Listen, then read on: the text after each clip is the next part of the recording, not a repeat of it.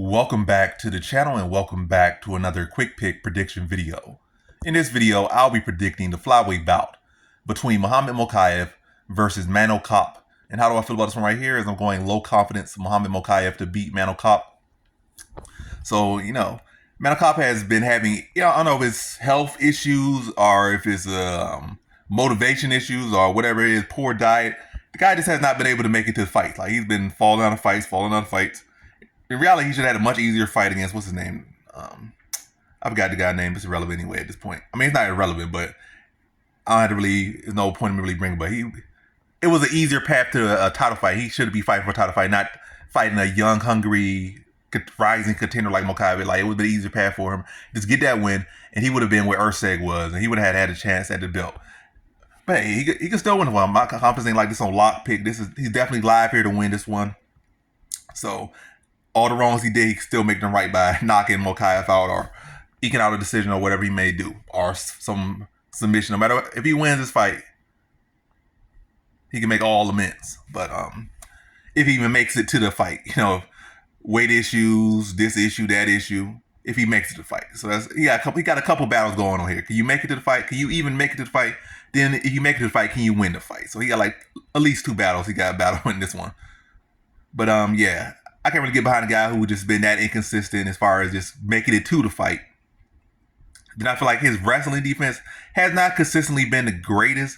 Horiguchi in that fight in Risen was able to just dominate him on the ground, like take him down and make him look easy on the ground. He did do good against Uncle Creepy, Ian McCall. Kind of like a weird stopper, but still he's able to stuff the takedown and get the TKO or whatever, however weird it may be. And yeah, but I've seen a couple issues with his grab. I think was it Pantoja? I think Pantoja beat him by decision. And the guy he was supposed to rematch beat him by decision. They both had some decent success grappling him up. Not to say the greatest success, but they had decent success grappling him up.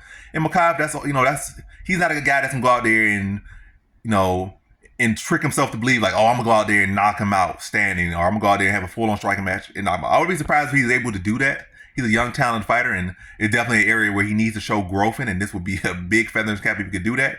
But I'm not expecting him to go out there, be one of those guys that like, oh, I got one knockout, now I'm thinking I'm a striker, and they go and throw their wrestling way. He's still very young. He still has wrestling cardio, so he can wrestle all day for the most part.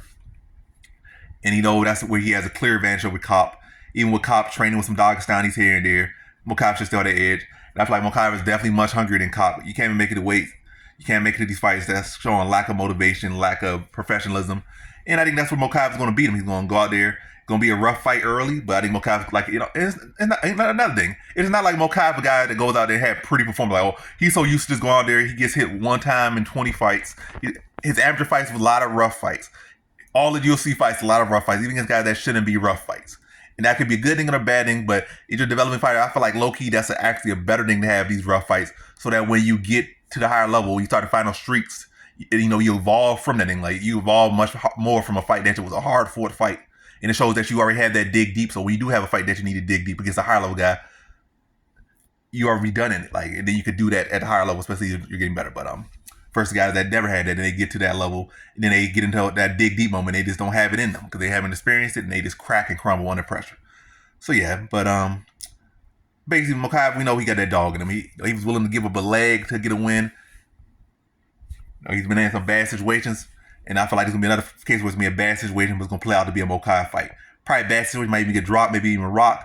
Probably going to be able to recover well, dive on a leg, survive a round if needed, or get a big dynamic takedown and end the round strong or something like that. But some rough 1.5 rounds for him. That is that he just goes into lock mode, starts putting the pace on Kape, securing takedowns, securing heavy top control, and dropping ground and pound on Mokaev. Oh, that's not dropping ground and pound on him. So dropping ground and pound on Kape. And Kape just started to crack underneath the pressure of Mokaev. Then third round, Mokaev turned up even more. And I think he finds a submission in the third round after a very tough fought fight. Finds submission, breaks Kape down, and gets that third round submission over Kape.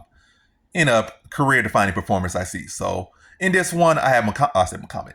So in this one, I have Mokaev via third round submission.